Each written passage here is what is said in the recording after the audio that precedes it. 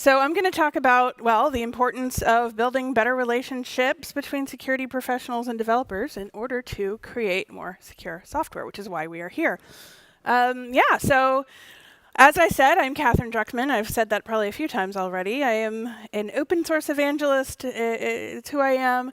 But I am also, I like to say, a recovering software engineer, which tends to get a couple chuckles. But what that means is not so long ago, I was the attended audience for a lot of the tools that we're working on. I was one of those people fighting through an annoying litany of alerts and trying to get something committed in spite of all of the things in my command line going red. And I was also a co-maintainer of an open source project. Baseline would have been great back then, by the way. Thanks, y'all. So this is one of the reasons why this topic really resonates for me, because I'll get to an example of why it really truly resonates. But I'm going to talk about just the critically important role of developer relations in security tools adoption. Why won't it go for? Okay. So let's talk about the great security divide that seems to exist between a lot of development teams and their security colleagues. What do I mean by that? What is a great security divide? The usual disconnect, I think, between security and development teams often fosters kind of an us versus them mentality, which hinders collaborative progress and the adoption of crucial security best practices. And here is an example of what I'm talking about. A developer posted this on Reddit not too long ago, maybe a month ago. Security teams keep breaking their CI/CD. Pardon the adult language here, but this is a real Reddit post. So the security team in this case is very much a them to these developers. Their security team has added 47 new scanning tools that take forever and randomly fail. So the developers complain of slow feedback loops, perceived inaccuracies, and worse, they report developers resorting to pushing code directly into production. We don't want that, not cool. This post also got 316 upvotes and 162 comments from other frustrated developers sharing similar experiences. One replied with a message including that their actual security issues continue to pile up because they are unable to release anything. This is not a hypothetical problem. This is happening right now, maybe in some of our own companies. I mean, we certainly hope not, but it's definitely happening somewhere. And it illustrates perfectly the real problem that we all need to solve if we want secure software. Here's a hat tip to Kathy Sierra, by the way, for the concept behind this slide, from her, let's say, 2009 or so South by Southwest keynote for this inspiration. It's something I remember very clearly from many, many years ago, and I've taken with me this whole time. And by the way, if you don't know who Kathy Sierra is, she's worth a Google. Bit of a rough story about being a woman in tech. She kind of disappeared, but anyway. These images really sum up part of the disconnect that leads to this divide that I mentioned. We have security experts, like many of you in this room, and you're releasing all these fantastic tools. They're releasing them to the community with ample and thorough documentation, right? You're presenting a menu of lovely options to their intended users. Maybe too many options? I don't know. Do you find that it takes at least a 30-minute explanation and a lot of nuance to recommend a security tool for a specific issue? Something to think about. We like to think that our intended audience is intrigued, does an in-depth investigation, pores over the documentation, trying to figure out where all of this fits into their workflow. Build it and they will come, right? Let's all soak up all this great knowledge, get to know all the players and all these important projects we want to use. That's the dream, but probably not what's happening. What they might be doing is doing a quick install, running into an issue, punching their laptop, and walking away. Or someone else has mandated the use of a security tool. It's become their nightmare, and then they punch their laptop and they walk away.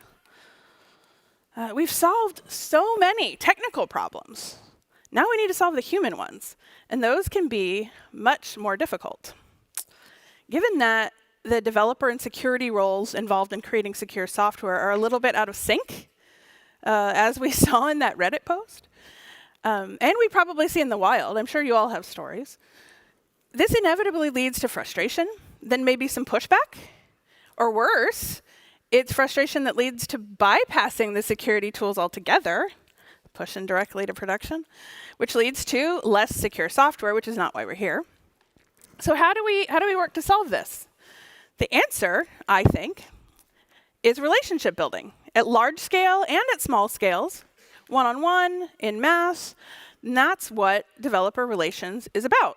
It's about being empathetic to real needs. It's about being collaborative and about being human. Security teams, as we know, often operate from a compliance and enforcement mindset, as we've just talked about. That's the goal. And they view developers as a potential source of vulnerabilities, walking potential points of failure, all of us. On the other hand, developers prioritize speed, innovation, shipping features, just getting their jobs done, and often perceive security as a bottleneck or an imposition. This fundamental difference in objectives creates a significant divide. The result is an environment where security tools, despite their critical importance, are often met with resistance rather than adoption, which is just awfully counterproductive and gets in the way of effective risk mitigation. But what if we flip the script? Make developers choose to use the right security tools because they meet their needs, they understand the benefit, and because they want to use them, and it helps if they're easy to use. I like this slide, sorry.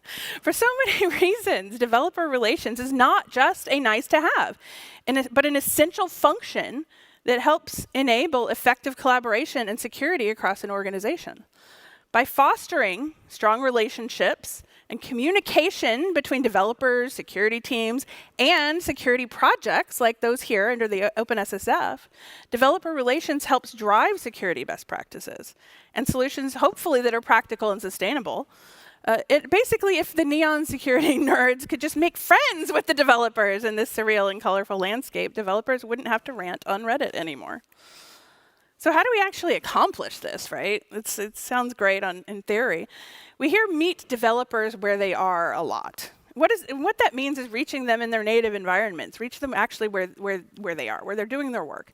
Make sure you or your projects are communicating in the ways and in the places where the message will be well received. Maybe it means Slack alerts. Maybe it means Stack Overflow. But make sure to put some effort into finding your audience. Then focus on what messaging is meaningful to them. Always provide useful context. Why does this matter? That could be in our documentation, in our user interactions, in our alerts themselves, our features. Always consider meaningful context and the developer experience. Recenter our focus on the intended users of the tools that we create and not on the messaging we think that they need.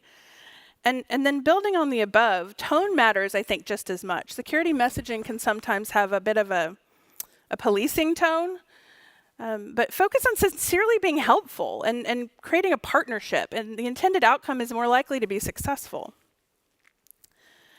And then how do we know we're being effective? Our industry loves to measure things. Let's make sure to track the success that actually matters. Maybe that's improving time to mediation, maybe it's developer satisfaction. And it may vary, of course, by project and audience. And then finally, sometimes an overlooked strategy is effective feedback loops. In order to build that collaborative relationship you need to build adoption, make sure your users are being heard. Collect and implement feedback early and often. Gathering this feedback helps you improve the tools that we're talking about. And everything I've just said is even more critical for open source projects. In order for open source projects to be sustainable, we need to first build awareness and adoption, but then that ideally leads to contribution, even training up maintainers, ideally ensuring the long-term success of the projects. So this constant communication and relationship building with the intended beneficiaries of your projects pays dividends in the long run in open source projects. And then I mentioned before, tracking success in ways that matter. Developer satisfaction might be one, happy developers, happy life, right?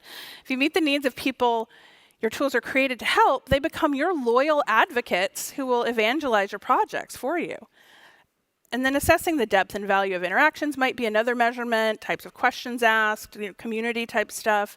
The reason we're all here is to tackle security problems and ultimately deliver better outcomes. So let's focus on the success of those efforts. Are we truly helping speed up remediation? Are we truly furthering secure development best practices? Let's capture it and then build on it. And by the way, as we saw in our Reddit post, the stakes are pretty high. We don't want developers shipping insecure code because they're frustrated with security tooling. That's just a non-starter. But if we build the necessary relationships at scale, we can shift that narrative, build the bridges, bridge the divide, create a culture of collaboration rather than just compliance. And again, back to the Reddit post I started with, that's a very real example we can all kind of file away in our mental filing cabinets to always keep in mind when doing all of the great work of this foundation. How can we solve the security problems in the most frictionless ways? Treating developers as compliance obstacles might get us compliance theater. Treating them as collaborators, we get the outcome we want, which is, again, more secure software. Basically, we need people to use all these great tools, all these great tools we keep talking about. And deeply integrating developer relations into our approach leads to more adoption, less developer friction, and better problem solving across the entire software landscape. We do this by empowering developers, build real relationships built on trust, flipping the us versus them mentality on its head, take a step back, zoom out from the code and the infrastructure, and see the people who are trying to do their best work in the most secure way, and remember to treat them as people, offer help where needed, then maybe get out of their way to enable them to go do great things. To invoke Kathy Sierra one more time, it's not about making them think the tools are awesome. It's about making them feel awesome about themselves, their abilities, their work, empowering them to feel like security heroes. So hey, what is this all about? Let's do it together. Let's find the question. Let's answer the questions together. How do we set up the right communication channels and keep them thriving? What does good documentation look like? How do you handle conflict when developers push back on security requirements? Join us in the OpenSSF developer relations community. We're going to solve these together. Talk to me, talk to Stacy Potter, talk to a lot of people here, join the conversation, help spread the word, collect the feedback, improve the tools, and we improve the open source security landscape. Thank you.